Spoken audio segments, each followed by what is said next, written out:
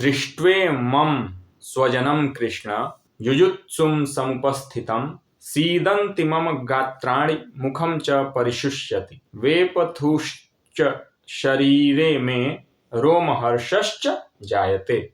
अर्जुन उवाच है ये।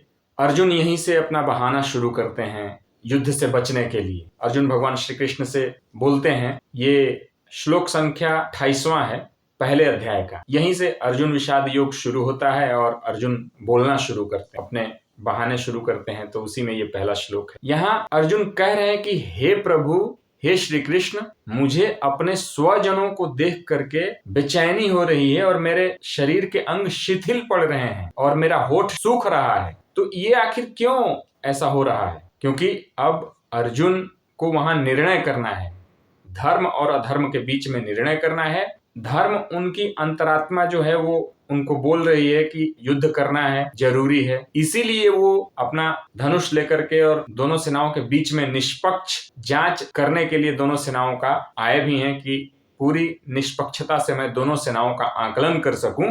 और वहां आकलन करने के बाद वो मोहित हो जाते हैं। ऐसे क्षण क्षण हम लोग कैसे मोहित होते हैं और फिर गलत निर्णयों में पड़ जाते हैं, ये हमें देखने की आवश्यकता है। और जैन जी को इससे अपने जीवन से जोड़ने की आवश्यकता है, हर किसी को। तो हम देख रहे हैं कि अगर वहां पे स्वजन नहीं होते, स्वजन यानी उनके रिश्तेदार, उनके भाई बंधु, चाचा भतीजा, मित्रगण, उनके सगे संबंधी, अगर वहां पे वो लोग नहीं होते उनके विरुद्ध जिनसे युद्ध करना है उनको, तो क्या अर्जुन फिर भी ऐसे शिथिल पड़ते या ऐसे बहाने बनाने शुरू करते? अभी आगे आगे जब हम उनके बहाने देखेंगे तो बहुत मजे आने वाले हैं और हमारे जीवन से भी वो चीजें रिलेट करती हैं। देखिएगा कैसे हम बहाने बनाते हैं, आप रिलेट कर पाएंगे, मुझे पूर्ण विश्वास है। और इसी सब से सीखना है हमें। पहले अध्याय में अर्जुन सिर्फ अपने बहाने बनाते हैं, अलग अलग प्रकार के बहाने बनाते हैं और उसका जवाब फिर अगले अध्याय से भगवान श्री कृष्ण